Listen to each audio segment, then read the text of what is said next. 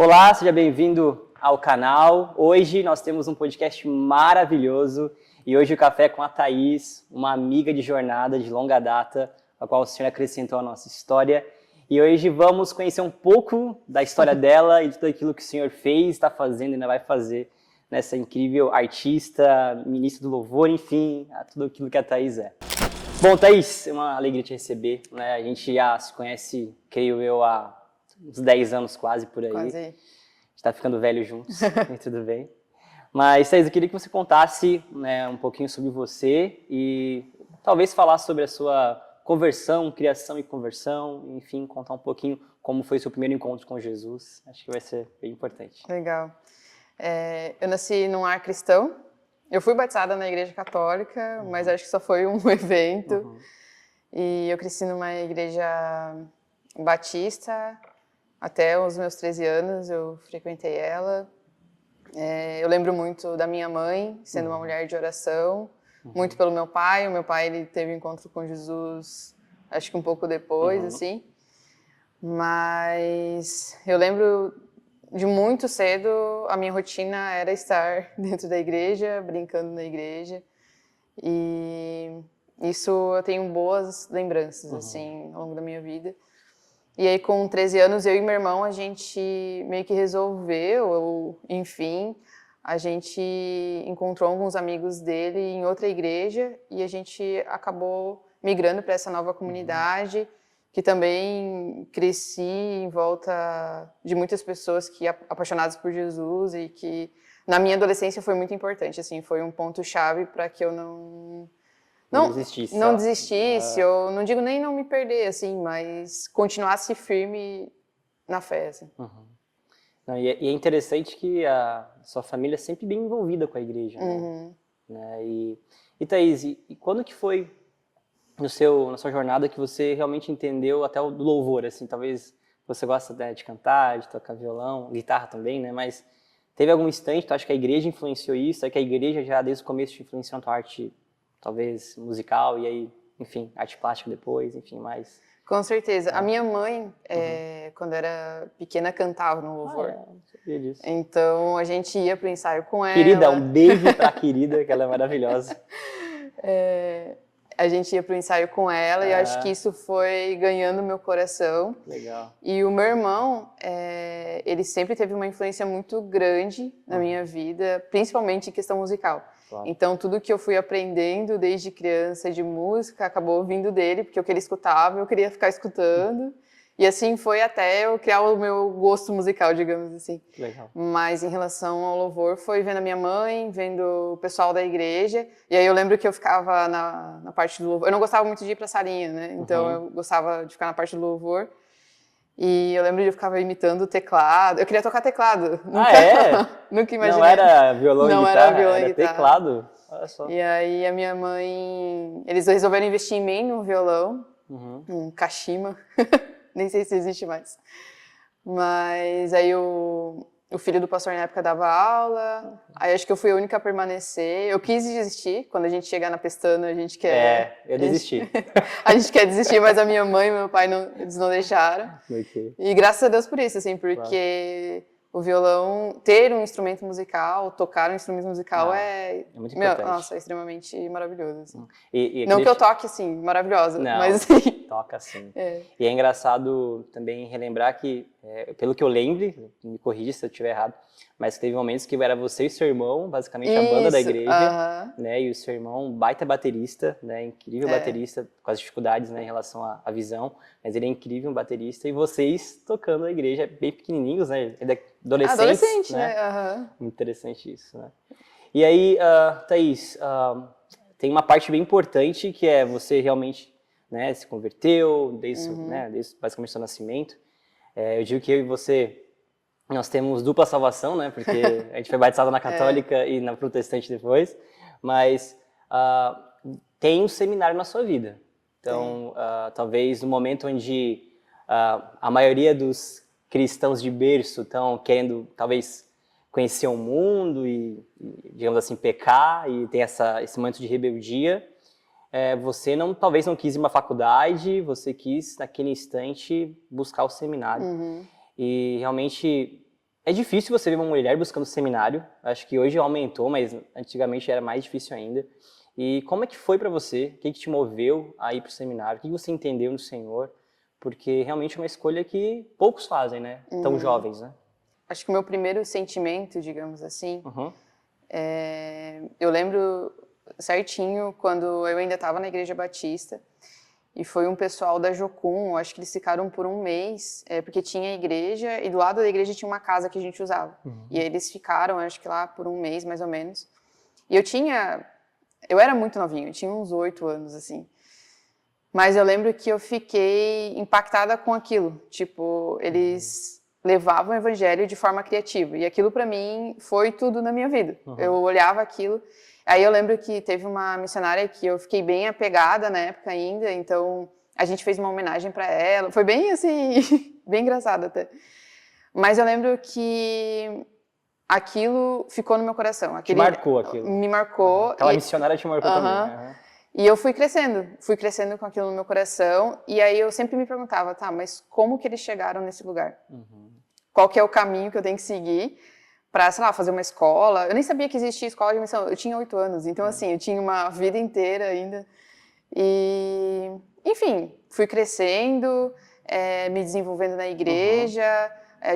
Nesse meio tempo a gente mudou de igreja. E aí nessa comunidade que eu frequentava, tinha uma outra comunidade em Curitiba que ela tinha um seminário.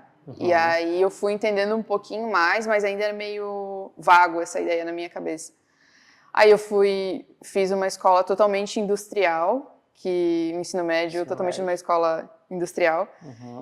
E aí a minha professora de espanhol sempre falava, Thaís, o que tu faz nessa escola? Porque tu é uma pessoa muito criativa, tu não tem nada a ver com isso aqui.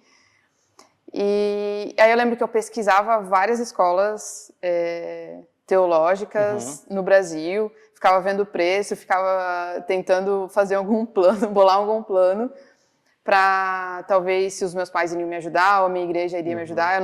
Eu realmente não fazia ideia de como funcionavam as coisas. E nesse meio tempo, quando eu estava no ensino médio, veio outro pessoal da Jocum da Argentina e eles também, a gente teve um contato com eles. E aí eu falei, eu acho que eu vou tentar alguma coisa, eu vou pesquisar sobre a Jocum. Na época a Jocum, os meus pais não conseguiam pagar, a igreja também não conseguia. E aí surgiu esse seminário da igreja de Curitiba, onde lá era acessível. Então eu tinha muita paz, assim, eu tinha muita certeza da onde o Senhor estava me movendo, assim. Você já tinha entendido, talvez, que assim, ok, eu vou pro seminário, então a minha vida ela vai ser diferente dos demais. Já, isso era uma certeza. Era uma certeza que eu tinha. Ok, ok, perfeito. Então, e era muito latente. E aí a gente tem o contexto de uma vida no ensino médio, onde todo mundo sabe o que vai fazer. E aí a maioria do pessoal da minha sala estava fazendo curso técnico e os pais, você vai fazer tal faculdade, ganhar dinheiro. Exatamente. E aí eu queria o oposto. Então, para todo mundo, era... Nossa, essa menina realmente é louca. Ou não sei. Claro. Mas para todo mundo era muito... Só que, muito atípico isso, né? Se conhecer alguém... Mas eu tinha convicção. Então, foi assim. Você tinha o quê? Uns 15 anos, mais ou menos, ali? Final do... Não, tinha 17, né? 17. E aí, só que mesmo assim, depois do ensino médio, eu fiquei um ano aqui em Joinville ainda. E... Mas você foi com 18 pra lá? Não, quase... Eu fui com 19, 20, por aí. Tá, okay. Então, eu fiquei um tempo ainda em Joinville. Aí foi aquela questão, eu procurava emprego, não encontrava, e eu falava, Deus, eu não sei o que tem de errado comigo, eu não sei o que o Senhor quer. E foi nesse contexto, assim, beleza, surgiu a ideia do seminário, os meus pais me abençoaram, meus pastores também, afinal eles conheciam lá, né? Claro, tinha conexão, né? Tinha conexão, aliança, então... Eu acredito que foi muito o Senhor, assim. Claro, não, com certeza. Hoje a gente vê, claro, sem dúvida. E era um seminário integral, né? Então... Era um seminário integral.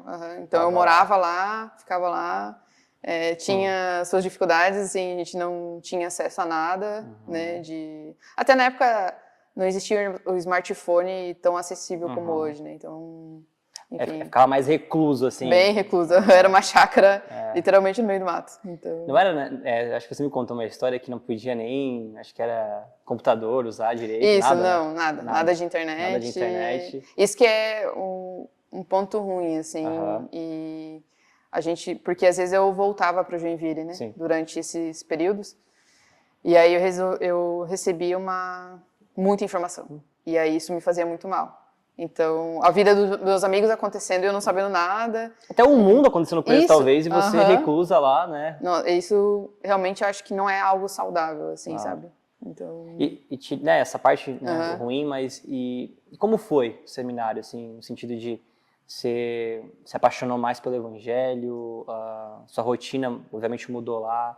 Fala um pouquinho assim como é que era a rotina do seminarista, acho que é bem legal o pessoal saber. A rotina era bem intensa, a gente acordava bem cedo, então a gente tinha escalas às vezes de fazer o café da manhã, ou enfim, ficar na louça depois do almoço, essas pequenas manutenções, né? Então a gente fazia o devocional individual, tinha o devocional em grupo, e depois do devocional em grupo a gente tinha a nossa aula de alguma matéria da Bíblia, ou alguma matéria sobre missões também. Tinham dias que tinham aula sobre música, então teoria musical, canto, alguma coisa do tipo. Tinham dias que a gente fazia jejum o dia inteiro. Junto com o jejum, a gente tinha 24 horas de oração que a gente tinha que cumprir. Então, a gente revezava, obviamente, mas na madrugada a gente tinha que acordar, ir até a sala de oração, orar e tudo mais. Então, era uma rotina bem intensa, assim. Então, ao mesmo tempo que, como você não se dispersa porque você não tem internet, por exemplo, hoje em dia... Não consegue, né? A sua vida é aquilo, então... A sua vida é aquilo. Então, as coisas acabam sendo, ao mesmo tempo, um pouco mais calmas. Você não vê a correria de um trânsito, você não vê a correria de um monte de mensagens chegando para você responder. Sim. Então, você tem um pouco mais de tempo para ler. E aí, a gente tinha também que cumprir a leitura diária. Claro. A gente tinha trabalhos para fazer também. E os trabalhos eram todos feitos, tipo, lendo algum livro, alguma revista que tinha por lá e digitando o trabalho. E o foco do seminário era formar missionários? Era formar missionários. Para missão pioneira, assim, para enviar para várias partes do... Ou tinha alguma ação específica, assim? Eles tinham algumas bases no Amapá e em algumas outras ilhas que eu não lembro o nome agora, assim, mas eles... Geralmente as pessoas iam para esses lugares. Faziam prático, assim. Talvez, nesses lugares. Porque lá eles já tinham missionários formados, né? Então mandavam para lá, eram treinados. Legal demais. Thaís, e tocando num assunto um pouco mais difícil, né? O que fez você não permanecer até o final, né, do seminário? Eram 2 anos, né, você ficou basicamente pela metade. Eu queria entender um pouquinho mais, porque às vezes as pessoas também têm um romantismo, né? Fazem uma ação de a missão é algo tão belo, e claro, nós vivemos isso aqui em Joinville, mas tem suas dificuldades, né? Então, sim. Parte um pouco com a gente, assim. Então, foram 9 meses que eu fiquei lá. No caso, eu não me formei, né? Mas eu acho que tudo teve o seu tempo e o seu propósito, assim. E eu sofri bastante abuso espiritual. Eu acredito que a gente não imagina que isso aconteça dentro de um seminário, dentro de algo que A gente nunca espera isso, né? Nunca espera. E, na verdade, foram pequenas coisas na rotina, onde foi cansando alguns amigos meus, e onde a gente foi notando que aquilo não era certo, não era saudável.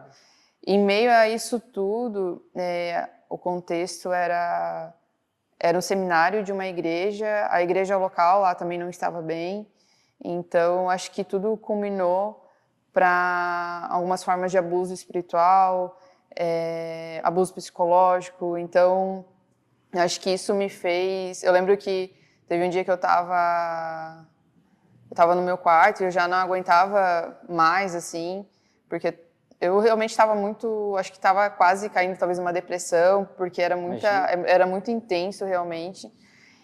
E aí eu me via muito sozinha também, porque eu não tinha contato com os meus amigos. E aí uma das coisas que eu ressalvo muito aqui, e até recente a gente teve uma amiga nossa que foi para o seminário, onde a gente conseguiu visitar muito mais ela, mas eu não tive amigos que me visitaram. E isso Tipo, isso doeu Sim. muito, assim. Você está sozinho na Sentiu missão. abandono, assim. Isso, aham. E na época foi bem difícil, aí eu lembro que teve um final de semana que eu vim para Joinville, assim, e a minha igreja local na época também não estava bem, então eu não tinha apoio de nenhum lado, eu tinha, obviamente, meus pais, e aí eu falei para eles que para mim realmente não dava mais e tal, e aí a minha mãe, na época, depois eu acabei voltando, né, no seminário, mas a minha mãe na época começou a me ligar todos os dias para ver como eu estava, até que proibiram ela de me ligar. E aí, eu acho que eu fiquei mais um final de semana lá. Aí eu voltei e eu falei, não, tipo, pra mim não... Realmente acho que eu consigo até aqui. Mas antes de eu sair, eu e um amigo meu, a gente acabou escrevendo tudo que acontecia dentro do seminário. A gente deixou meio que uma carta mesmo. Um relato de tudo. Relato de tudo. E a gente entregou para alguns líderes daquela igreja. Enfim, infelizmente, depois aconteceram várias outras coisas com a igreja. Sim. Não só por causa disso, mas já estava acontecendo. E, enfim, culminou, acho que uma pausa do seminário E eu lembro que eu acho que eu te conheci, eu e a Nick conhecemos você nessa transição, nessa assim, transição. né? E eu lembro que, claro, você passou por podemos dizer, uma crise, talvez, de identidade, de fé. Identidade, com certeza. Com certeza, com né? certeza. Uhum. Mas uma coisa interessante, e eu acho que é bom você falar, Thaís, pelo menos assim, a minha percepção, tá? Você pode falar a sua. Que mesmo tendo passado por uma questão tão traumatizante, assim, eu acho que você continua amando o Evangelho, acho que você não desistiu. Né? E hoje eu vejo tantas pessoas às vezes, desistindo por cansaço, minha unha do pé tá doendo, né? E a gente partilha isso em muitos momentos, mas o que você pode dizer assim que não, isso me fez permanecer, sabe? Tem algo assim que você pode dizer assim, não, isso me fez não desistir. Que eu tenho certeza que outros no seu lugar talvez sairiam e talvez não pisariam mais em solo de igreja, em comunidade. E eu queria te ouvir assim, o que fez você não desistir, assim, sabe? Eu acredito que eu tinha uma convicção muito forte que o Senhor tinha me levado para aquele local. Ok. E o Senhor também tinha me tirado daquele local. E que, independente de qualquer coisa, Ele era soberano sobre todas as coisas. Ele não tinha mudado o caráter dele. Ok. Então, quando eu voltei, obviamente, a minha igreja local estava em crise. Não tive muito apoio espiritual, digamos assim. Eu tive uma crise de identidade também, porque como ninguém falava comigo, eu achava que eu tinha pecado em sair do seminário, sabe? Claro. E é numa época onde falar de abuso espiritual não era falado. Era muito velado não isso, né? Era. Então, enfim, basicamente eu era rebelde. Sim. E voltei como rebelde, né? Ao mesmo tempo que eu tinha uma convicção que o Senhor estava comigo. Então, foi um período muito difícil. Eu lembro de eu visitar algumas igrejas e eu sentir Deus fora da igreja. Eu não conseguia sentir Deus dentro da igreja. Para mim era meio literal, assim, o Senhor estava me esperando lá fora. Uau. E aí a minha vida diária com Deus, ela existia, minha vida devocional, mas a convicção de que o Senhor permanece o mesmo, para mim Permaneceu, né? Ele permaneceu, ele não mudou comigo e ele não falhou comigo em ter me mandado para lá, sabe? Ele continuou fiel e eu acredito que por mais que eu tenha passado muitas dores, algumas marcas, Claro. mas em nenhum momento o Senhor me deixou. Tipo, em nenhum momento ele falhou comigo, em nenhum momento ele... vou deixar a Thaís passar por isso porque eu quero mesmo, enfim, sabe? E eu lembro que no decorrer em tentar achar uma igreja, ou enfim, eu lembro que a minha mãe chegou para mim e falou: você precisa parar de encontrar uma igreja, você precisa se encontrar em Deus primeiro. E aí foi onde eu parei de ir na igreja. A minha mãe continuava indo na igreja, né? Mas eu lembro que eu literalmente sentia que dentro do seminário eles tinham tentado tirar quem eu era, assim, e parecia que eles estavam colando alguma coisa em mim para eu ser conforme eles quisessem, sabe? Isso para mim era muito muito forte, assim. Tive algumas conversas com um psicólogo também, para me ajudar nesse período. Eles queriam moldar você a ser Isso. alguém, alguma forma de pensar, de Aham. agir, tinha que ser aquilo. Ok, Tinha que entendi. ser aquilo. E fora daquilo Tava estava totalmente errado. errado. Assim. Entendi, entendi. E aí eu comecei um período de não ir mais buscar nenhuma igreja, mas eu lembro que eu chegava todo dia do meu trabalho, nesse meio tempo eu consegui um trabalho, e eu falava, Senhor, eu tô aqui, eu sei que você existe, mas eu não quero mais viver sem nenhum... Dessa forma, eu tô machucada, Claro. eu tô mal, mas eu sei que o Senhor é acima disso, você é Senhor.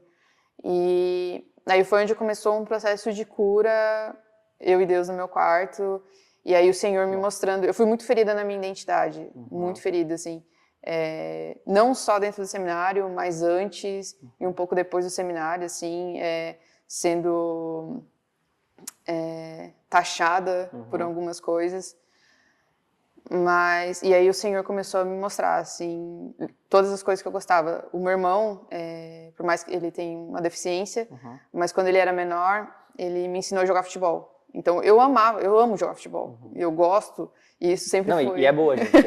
Dá até medo, mas ok. E, enfim, eu passei a minha vida jogando futebol, digamos assim, Gostando de rock? gostando de rock, gostando de guitarra, gostando, enfim. E eu lembro que quando eu estava no meu quarto neste período com o Senhor, eu sentia que ele tirava um muro de cima de mim, vários concretos, e aí ele me falava, Thaís, eu te fiz dessa forma, Uau. eu te amo, Uau. eu te amo dessa forma, você gosta de chocolate branco porque eu te fiz dessa forma, e não tem problema nenhum. E aí eu comecei a ver algumas... Eu não tinha igreja, então, basicamente, eu via algumas pregações online de algumas igrejas que nesse tempo, me fez muito bem, mas eu sabia que era só um tempo porque não existe... É um tempo de cura, né? Mas não existe... Né? Não existe isso para sempre, eu preciso de pessoas ao meu lado, assim, então... Mas foi um processo muito intenso dentro do meu quarto, de pelo menos 2 semanas, assim, que eu só chorava. Eu imagino. Mas foi libertador. Saber que eu acho que é um processo onde eu também não me tornei dependente de ninguém. Perfeito. Mas do Senhor. Do Senhor, né? Isso, Perfeito. E eu acho que, assim, eu penso que todo mundo que sai de um seminário passa por crise. Quem vive como missionário também passa por crise, né? Mas você passou também por traumas, né? E aí, o que eu acho incrível da tua história, eu já falei para vários, é o seu posicionamento em relação a tudo que você passou, sabe? Então, você permanecer firme, você encontrar no seu secreto a solução em Deus, eu acho que isso é essencial, né? Porque na nossa vida cristã a gente passa por tantas dificuldades, né? Então, normal, é a vida. Normal, né? é a vida. E se nós não nos apegarmos ao Senhor e entendermos que depender dele é obedecer, a gente não consegue demonstrar amor por ele verdadeiro, né? Então a gente vive essa oscilação de hoje eu tô bem, então eu sirvo ao Senhor, hoje eu não tô bem, então alguém serve por mim. Então é muito interessante. Thaís, e onde que entra, claro, já entrou a arte da música, né, e também o seminário, mas onde que entra a artes plásticas da sua vida, né? Muita gente sabe, conhece a Thaís ela é artista plástica, faz muita arte aqui em Joinville, né? Na igreja. Na igreja também tem muita arte, em várias igrejas, na verdade, já, né? Mas eu queria que você falasse como é que foi também esse entrar da arte na sua vida. Foi algo, né, latente sempre ou foi se desenvolvendo? Onde você se entendeu como artista também é importante, né? Conta pra gente. Eu costumo falar que a minha mãe nunca deixou a gente sem lápis e folha sulfite. Ok. Então eu cresci desenhando, cresci pintando.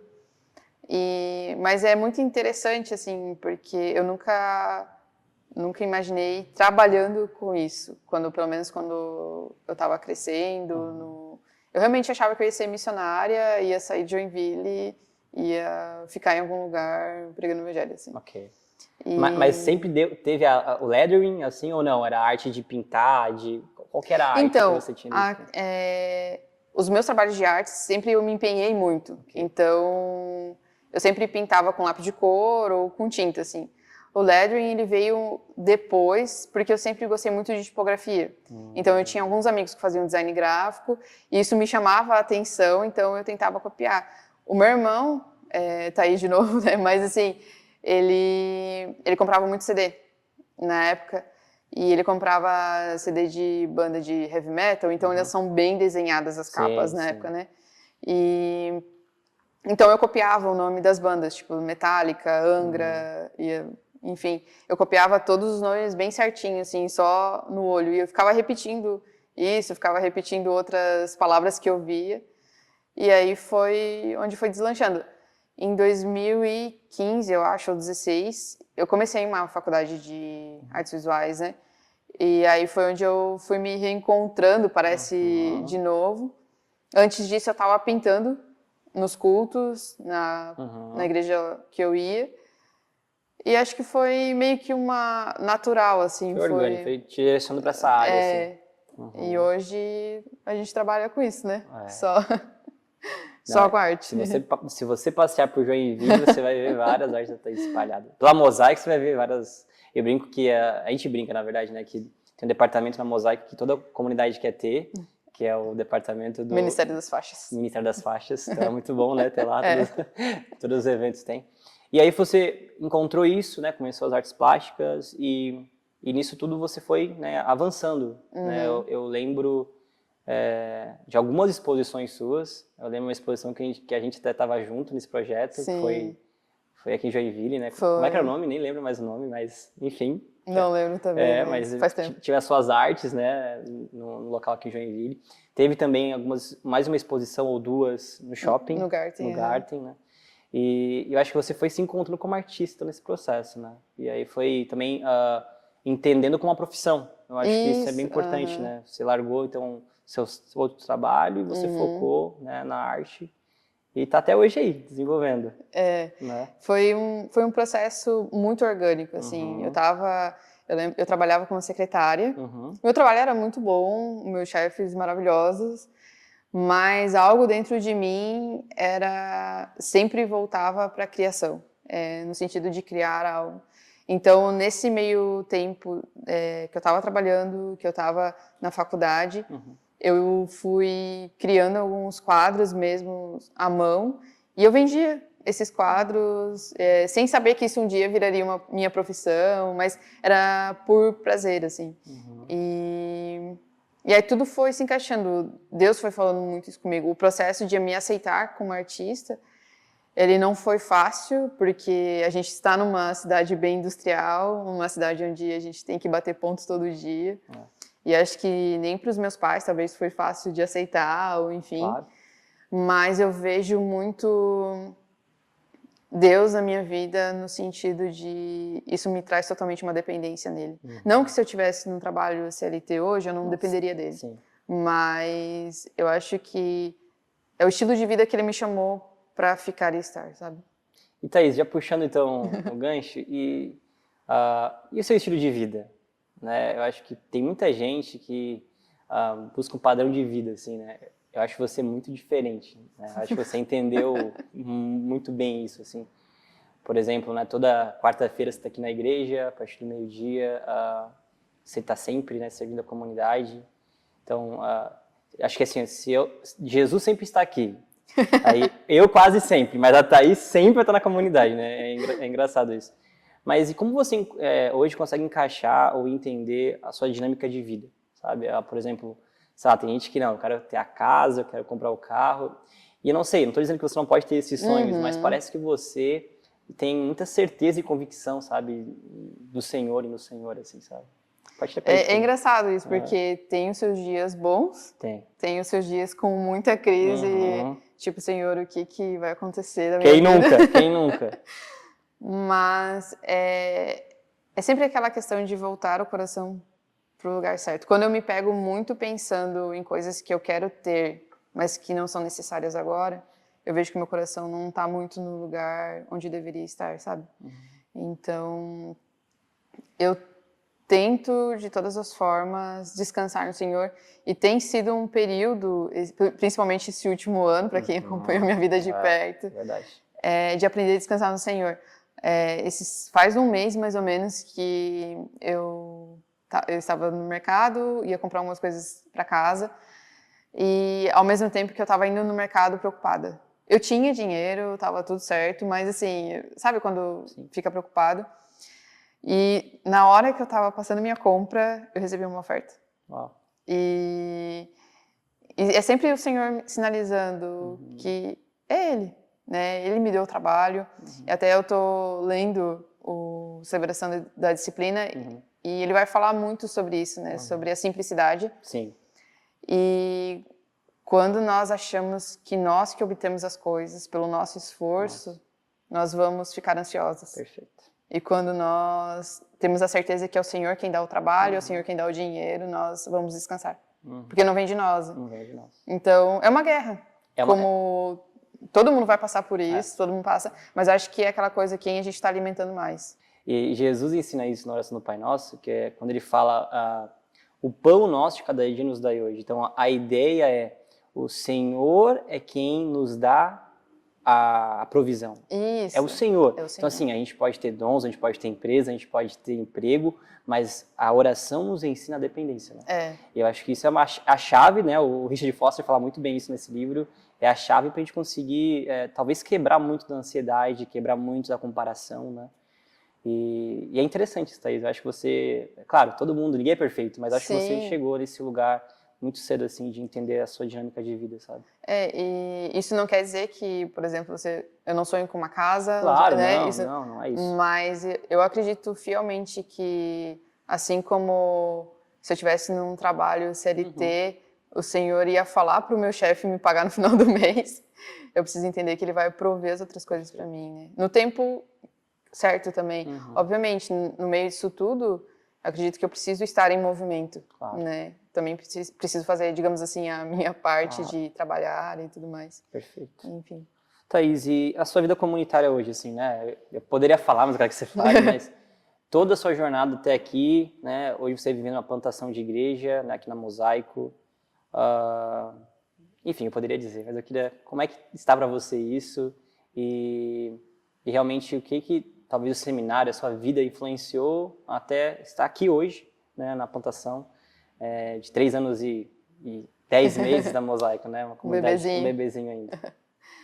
Para mim é extremamente gratificante, assim, eu vejo algumas coisas que o Senhor falava comigo na minha adolescência se cumpriram muito nesses anos, 3 anos da Mosaico, assim, e enfim, eu realmente vejo muito a mão do Senhor nos conduzindo a nossa comunidade, o quanto a gente já cresceu. Não digo isso em números, mas em maturidade mesmo. E hoje eu entendo muito que essa é a minha missão. A igreja do Senhor em si, né? Mas eu não me vejo mais indo tão longe, digamos assim, sendo uma missionária. Amém, se o Senhor quiser me conduzir a isso, tá tudo bem. Mas eu sou apaixonada pela igreja local. Apaixonada pela missão local, que não é fácil. Não é nem um pouco fácil. A gente tem uma rotina muito monótona, né? Tipo, não existe uma surpresa toda semana. Tem aquele glamour de, né, cheguei sei lá, numa comunidade nova, não. Eu chego com as mesmas pessoas. Né? Ele não tem graduação, né? Não. A comunidade local, então... É tão difícil quanto, né? É tão difícil quanto, mas... É um prazer, é um privilégio ser parte daquilo que o Senhor quer fazer na Terra, assim. Então, acredito que para mim é uma felicidade muito grande. Muito bom, né? Nos bastidores, né? Quantas vezes que a gente já teve discussões, né? Quantas vezes que até já puxou minha orelha, não tá escrito. Mas é muito importante, né? Acho que a comunidade, ela cresce porque o Senhor acrescenta e o Senhor vai nos amadurecendo, mas é composto de pessoas, né? Esse grande mosaico de Deus. Muito bom, Thaís. Bom, caminhando para o final, eu queria pensar assim, sobre o futuro. O que você pensa na sua jornada para o futuro, sabe? No geral? No geral, assim. Sei lá, daqui a 5, 10 anos, o que você pensa, assim? Eu acredito que quero migrar um pouco o meu trabalho para o digital em si, né? Até porque eu não vou conseguir para sempre ficar subindo e descendo escada, fazendo parede. Mas tem um pouco disso.